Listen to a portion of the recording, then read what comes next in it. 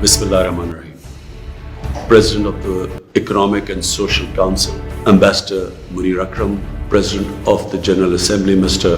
Volkan Bozkır, Secretary General of the United Nations, Mr. Antonio Guterres. It is a pleasure to make this opening statement at the Economic and Social Council's Financing for Development Forum under Pakistan's presidency. The deliberations of the forum this year are critical as the world battles the coronavirus and its massive socio-economic fallout.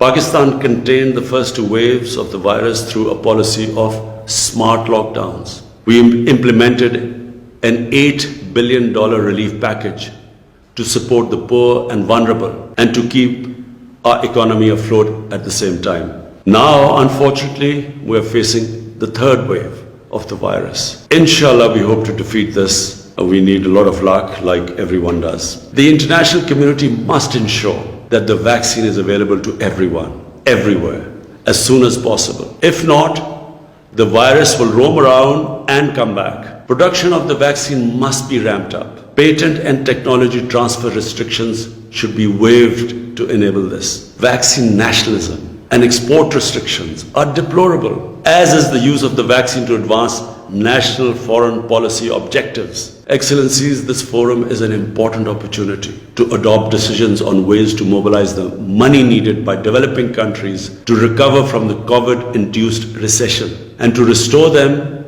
on the path to achieving the Sustainable Development Goals by 2030. Last April, I proposed a global initiative on debt relief. I'm glad to say that the G20's debt suspension has been extended. Its scope needs to be enlarged to encompass all vulnerable countries, especially the small island developing states. Private creditors must participate in providing debt relief and restructuring. In January of this year, at the UNCTAD meeting, I proposed a 5-point agenda for emergency financial support to developing countries, including debt relief and restructuring, SDR creation, redistribution, larger concessional finance, and an end to illicit financial flows from the developing world. I warmly welcome the proposal from the IMF Managing Director to create $650 billion in new SDRs and appreciate the support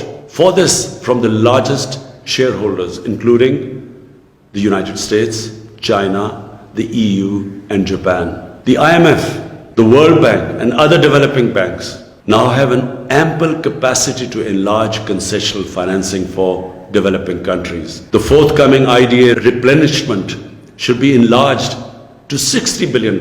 Developing countries should also be able to borrow from the market at the prevailing low interest rates which are available to the developed countries. The Liquidity and Sustainability Facility proposed by the Economic Commission for Africa could be one of the ways to achieve this. The Panel on Financial Accountability, Transparency and Integrity, the FACTI panel, has proposed 14 recommendations to halt the outflow of trillions of dollars from developing countries. These recommendations should be endorsed by the United Nations and all financial institutions. The stolen assets of developing countries must be returned immediately and, more importantly, unconditionally. While speaking to the FACTI panel, I had proposed the imposition of a global minimum corporate tax to avoid profit shifting and tax avoidance by large corporations. I endorsed the recent US proposal for such a global minimum corporate tax. A moratorium should be declared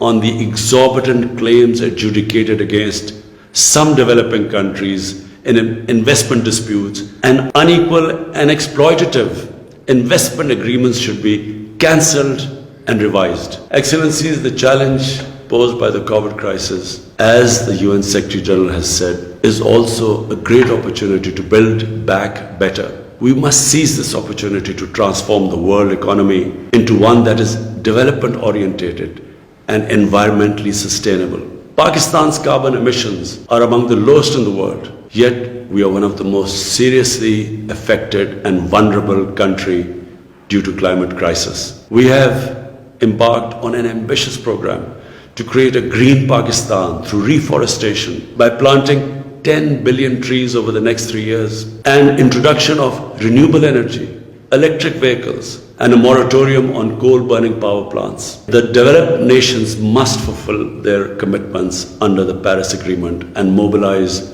$100 billion annually in climate finance, as they have promised. 50% of this must be devoted to adoption programs of developing countries. The United Nations is well placed to take the lead in formulating and coordinating the implementation of a plan to make the transition to a green global economy. I hope that the UN will create an inclusive, multi-stakeholder mechanism to do so. Excellencies, we are at a critical point in world history. The COVID pandemic has dramatically illustrated humanity's oneness and interdependence. We must disavow power rivalries and geopolitical competition. We must opt for unconditional international cooperation. Together we must construct a new peaceful, equitable and sustainable world order.